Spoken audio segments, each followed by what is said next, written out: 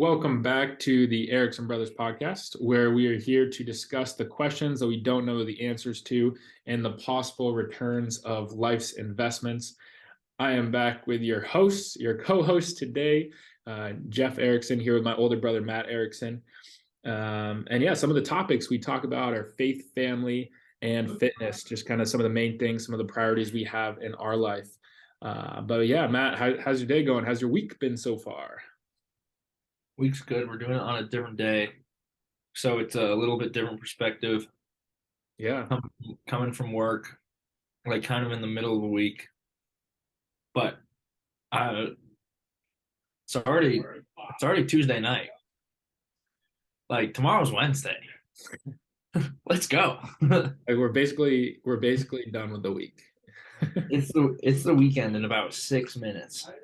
That's how I and but yeah, like good 2 days of work. My first deal closed.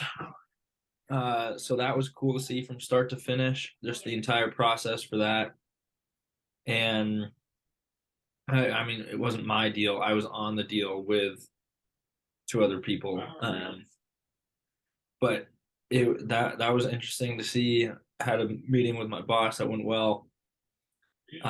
Just got back from Bible study. And yeah, just off to a great week. Ran last night in Central Park, 7.5 miles. Loved it. And the weather's warming up, so we're doing well. We're really doing well. Yeah, good to hear. I mean, a Tuesday. We haven't recorded a podcast on a Tuesday before. Yeah, But up on a Tuesday. yeah, it's good. I mean, we both work pretty late, but it actually works well to jump on today. One of the reasons why we couldn't do it on Sundays, we were both really busy with Easter. It was a big Easter weekend we had. We both had a lot going on with church and with some other activities. But I guess that's one of the first topics I wanted to talk about with you. First topic I wanted to go over for this week is like, what does Easter mean to you, and what's the significance of Easter in your life? Yeah, so Easter is the pinnacle of our faith, and it's the reason why we believe. And without Jesus coming back from the dead, there's no reason for us to be Christian. There's no other thing about it. So, of course, that day it was special to just be reminded of that. One takeaway I have just coming from Bible study is that how different pastors can tell the same story in so many different ways, and how that kind of was like a realization for me, and that even though I've heard the same story over and over again, there can just be so many different things that people take from it, and there's really no limits to what God can be telling you in one particular moment. So really enjoyed it. And one of my buddies was here from home, so we had a good weekend, seeing other friends from home, funny enough. And then went to Easter service. So it was cool to bring him. He's not practicing Christian. He's come to church with us a few times, so it was really good to bring him along and show him what it's all about. Yeah, I mean, he went to youth group with us in high school back in Boulder. Yeah, a little bit for sure. And he went to a Christian college, but I don't really know where his faith stands at the moment. But Yeah, I mean, that's not what God calls us to do. He just calls us to plant the seed and to make the invite, right? And he kind of does the rest. And I mean, I like that. I like that. You never know. I think one invitation to church for somebody can change someone's life. And that's something, I mean, that's pretty exciting. If you ask me, just a conversation to change somebody's life, I think that's pretty cool. Mm-hmm. Absolutely. Absolutely. Yeah, it's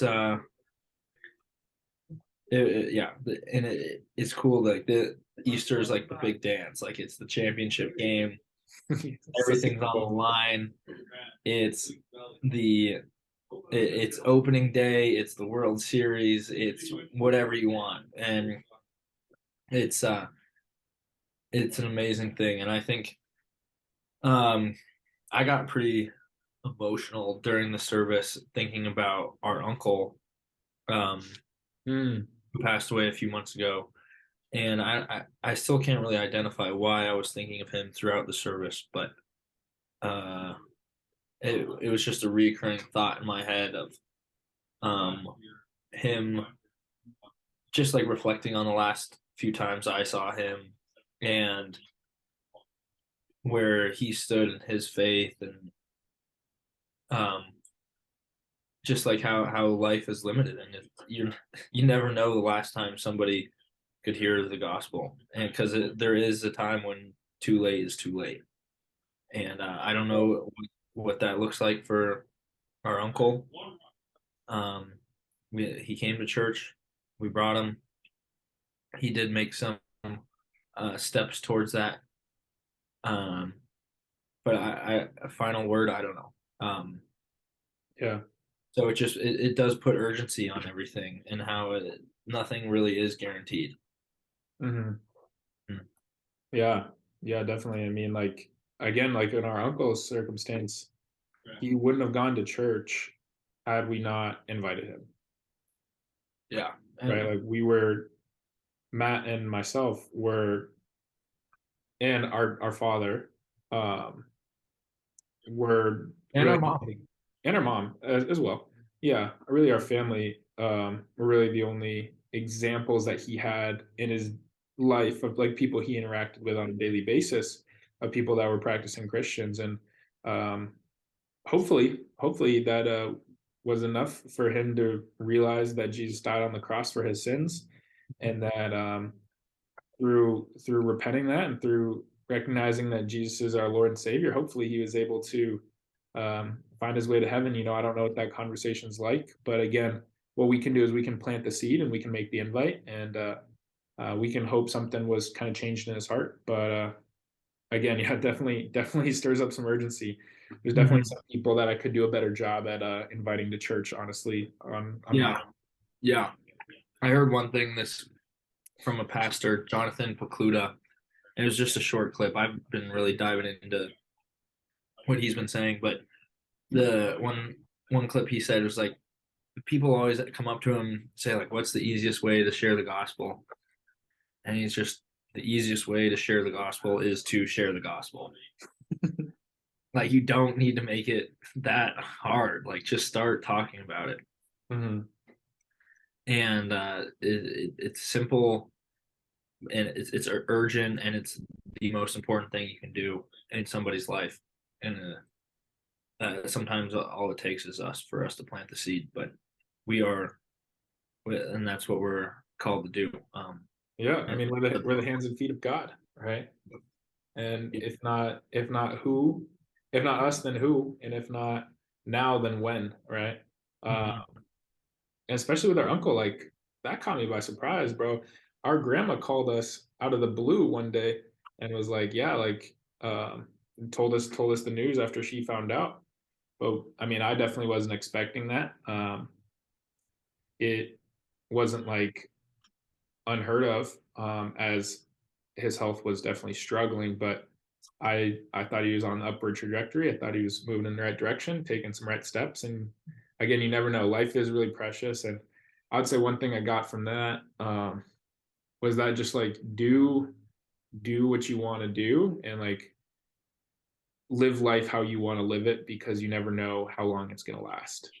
And like he was somebody that I Well, was able to see that. Uh, I'll stop you right there because you as Christians we don't do what we don't want to do, and we don't live how we want to live because our human nature is to sin, and part of Christianity is denying yourself and taking up your cross, not living for the world, living for Him. well, like doing what I want to do now isn't living for the world, you know. And I do understand what you said. I could have phrased that better. But like the life I want to live right now isn't a life where I follow my natural desires. Uh, Mhm. and again, yeah, I phrased that poorly, but I think we are on the same page in the fact that like you can't what I was really trying to get at is like you can't worry about what other people are going to think of you because of your actions because um if you are, I mean your life really isn't going to you're not really not going to do anything special if you're just trying to fit in with the average. And I definitely Mhm. understand where you're coming from and I agree.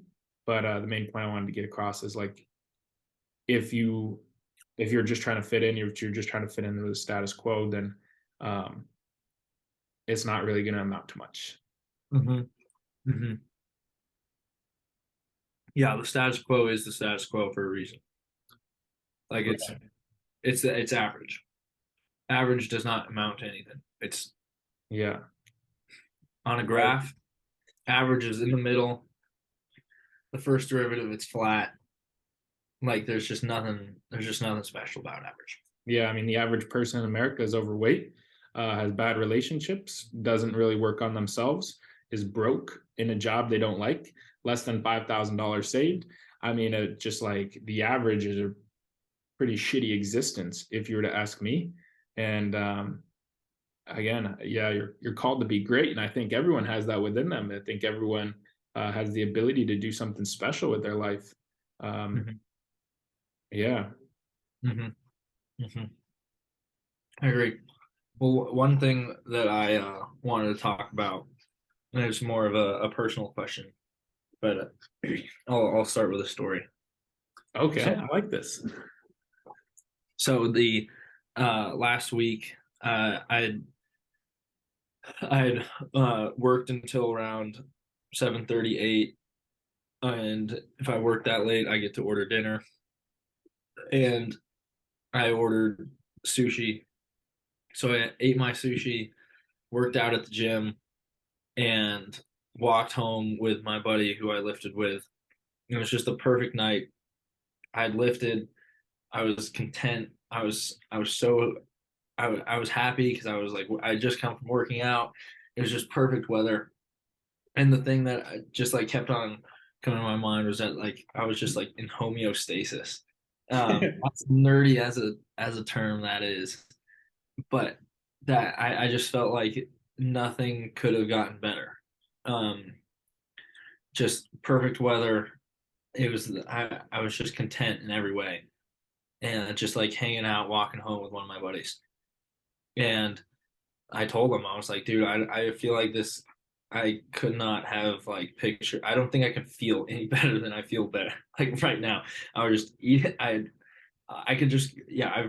I've repeated myself twice already, but what? So my question is, what is your homeostasis? That is a Where good question. where do you feel like, or where and when and how do you feel like you're just content and you don't really need to like change? Like for me, it was I'd put in a good day at work. I worked out. I had good food. I was with a good friend, and it was just as good as I can picture it. Yeah, that's a great way to look at it. It was kind of like you were living the life that you wanted to live. It was like the ideal version of Yeah, yourself. and not to mention, like I was walking north on Park Avenue, and I'll pull up a picture, and it's just like the lights and the trees. It's like it was just perfect. Nobody was out because it was like 9 p.m. on like a Wednesday, so like no one's doing anything, and people aren't working that hard right now. It's recession, so there wasn't a whole lot of people on Park Avenue. Yeah, we'll pull up a photo here when we're editing this clip. We can pull up one on the Mhm. Well, here, yeah, we can just pull up a photo. Um, but it was Park Avenue, north side of Park Avenue, and it was it was great. So, I mean, the first thing I thought of is that's like we're always chasing this ideal version of ourselves, right? And whatever stage we're at in life, we have this picture of ourselves that we're trying to chase. So I remember when I was in middle school, I was like, man, and as weird as it sounds, I was like, wow, the ideal version of myself, like I can't wait until I play varsity baseball at Fairview High School. And I was picturing myself and I was like, man, I can't wait until I'm on the big field at Fairview High School playing varsity baseball. And then when I got to varsity baseball, I was like, wow, the ideal version of myself. I can't wait until one day I'm playing college baseball and I'm studying business and I'm living in college with some of my friends. Right. And that was like the ideal version I had for myself. And then when I got there, like it changed too. I was like, wow, I can't wait when I'm working. I'm living in San Diego, chasing my goals. So like one thing I want to mention is as we're growing as a person, like the ideal version of ourselves is going to change. And that was the first thing I thought of when you brought it up. But would you say that maybe last year when you were in school, do you think the ideal version of yourself that you were chasing was somebody that was an investment banker in New York City, somebody that was able to work out, be able to lift, be able to be in the place you wanted to live, doing the thing you wanted to do with who you wanted? Um, did you kind of catch that ideal version of yourself? And then I'll answer after I ask this quick question. Yeah, I think so. I think when I turned the page and like closed the book on baseball, I always knew I wanted to go to New York, and the vision um, was became more a goal, and the goal became reality. And yeah, it's when when it's 30, 40 degrees, 35 degrees, windy and rainy, you Yeah, don't always recognize it. But when it's 65 degrees, perfect skies, you're in a t-shirt and shorts, like it's a right. lot easier to recognize. So Yeah. I mean, to answer that definitely, question, yeah, I'll let you finish up your thought if you have one. no, I'm done. Okay, so to answer that question for myself, um, like my homeostasis right now is different than like the ideal version of myself's homeostasis, is what I'm trying to get at. Hmm. Because my homeostasis right now is being able to wake up early, get my morning routine in, which I have a devotion that I read a quick verse from the Bible. I look at my goals, right? Jump into breakfast, cold shower, time for a little workout, and then I'm off to work and I spend 10 to 12 hours doing what I love, which is building a really big business here. And um, part of that is being uncomfortable, part of that is a little bit of stress, but a lot of that is like kind of just diving into what I have for the day and jumping on meetings. um, and I feel the best after I just completely I woke like I lift my head up from my screen and it's 8 o'clock, 9 o'clock, and I've been on back-to-back meetings all day because I know I'm getting closer to my goal, right? However, so like that's when I feel the best is like, man, I just put in a bunch of time towards getting to my goals and like chasing this life that I eventually want to live. Hmm. However, the ideal version of myself is somebody that, as of right now, it's somebody that is married and has a family and has a big business and is able to coach my son's football games and is able to go to the beach on a Tuesday if I want to, go to a Lake Placid house, like travel around. Like that's where I'm chasing, and that's like the life I'm trying to live. So I guess it's kind of like a two-part answer is what I'm trying to say, you know? Yeah, I get you. I get you. Definitely, you know when you're happy, but you know that that will change, or you know that environment will change, but you will still remain in homeostasis. Yeah, I mean, ideally, that's the goal is to just be in that flow state that whole time is like to have that. Ed Milet talks about this a Mhm. lot. He talks about blissful dissatisfaction, where you have gratitude for the moment that you're in and you're able to enjoy the moment that you're in, but you're dissatisfied because you realize that you can grow as a person and you can be better and you can impact more lives, you can make more money, you can help more people, all that good stuff. So it's like both being grateful and then also knowing that you can achieve more. Mhm. Yeah, for sure. Um, but yeah, that homeostasis is a good way to look at it. For some reason, uh, I thought of a cold, like doing the cold plunge because in my Instagram caption, I talked Mhm. about how when you jump in cold water, your body like naturally has a panic attack and you like try to get yourself back to homeostasis. Mhm. After I did research, it was like, oh, you want to get back to homeostasis. So Mhm. I was like, maybe you want to like everything in your life is like you're gonna want to try to bring it back to that time when it's 9 o'clock in New York City and you're just finished a lift. Like everything you're doing is to bring yourself back to that same moment to repeat that again. What are your Mhm. thoughts there? Yeah, I think that in in it's like a grounding moment.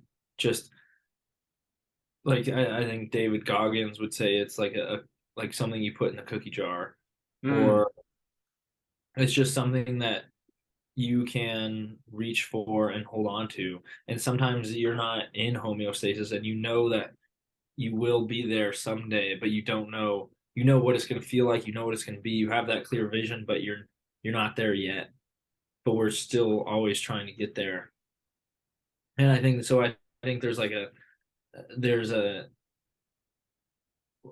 your phrasing with the and my initial talk about homeostasis was just the just maximizing. I think we're both getting at just like maximizing each day, mhm.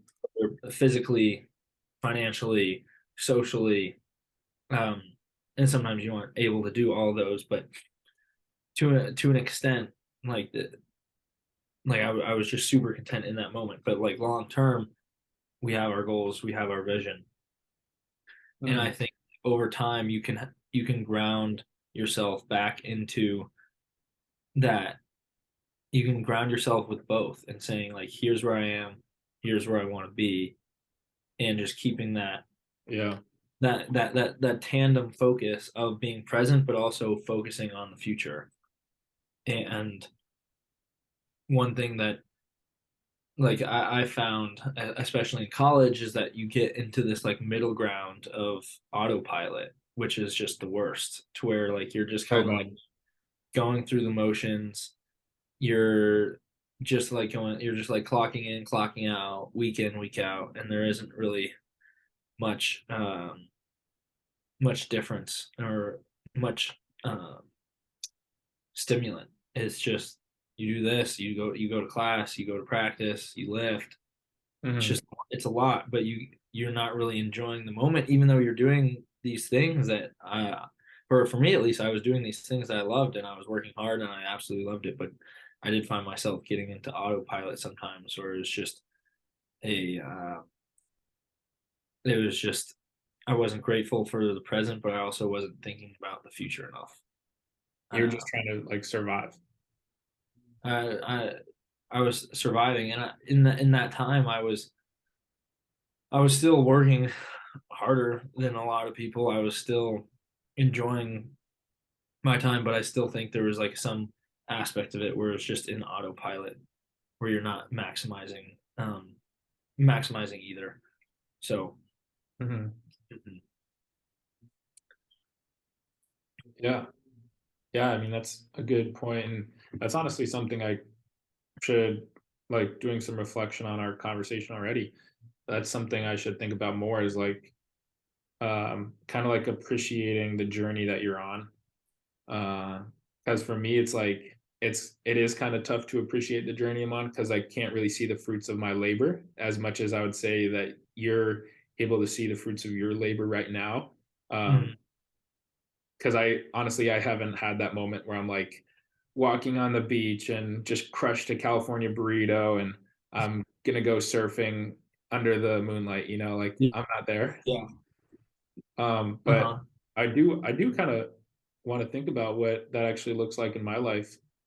Um, and like even schedule that in. Like what's something Yeah, I can for put in my real. schedule to where I can at least like try to manufacture that as much as possible.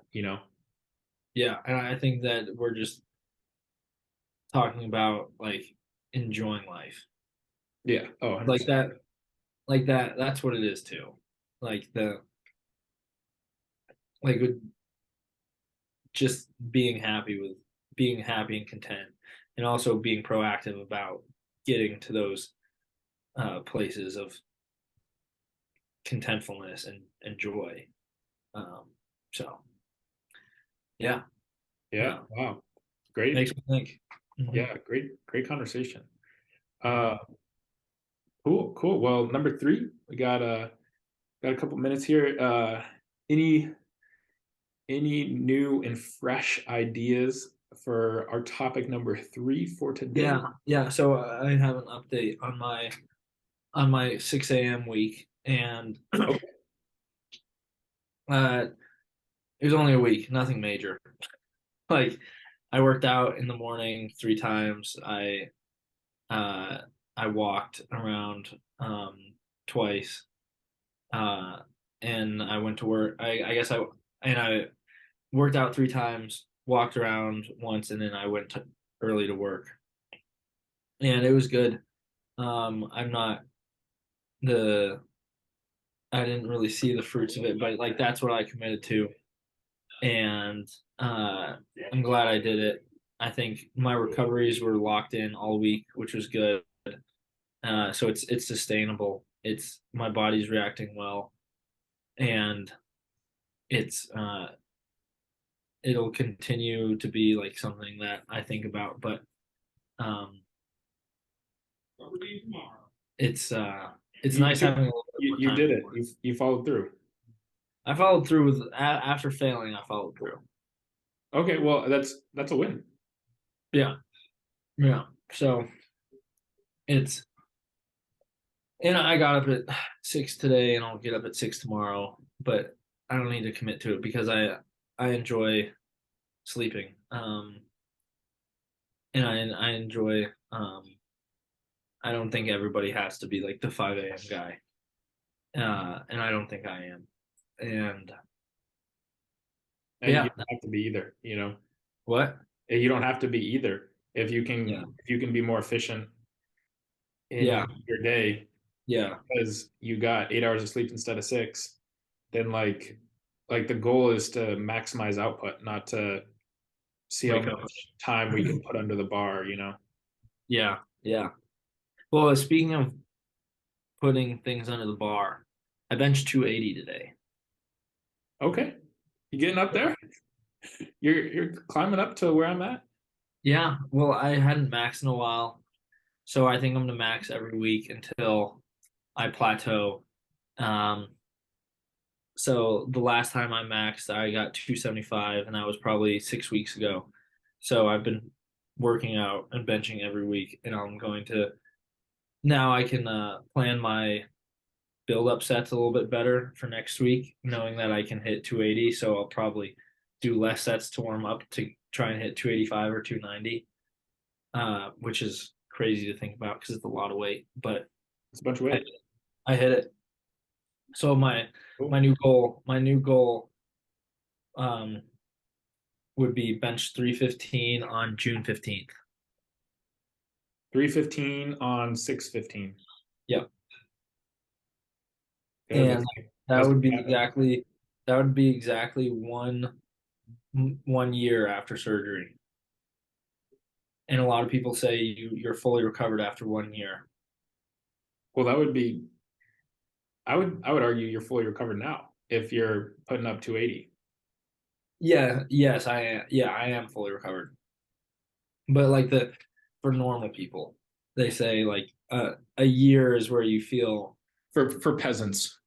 for for pet yes for those not in homeostasis and for average people. So We wouldn't know what that's like though.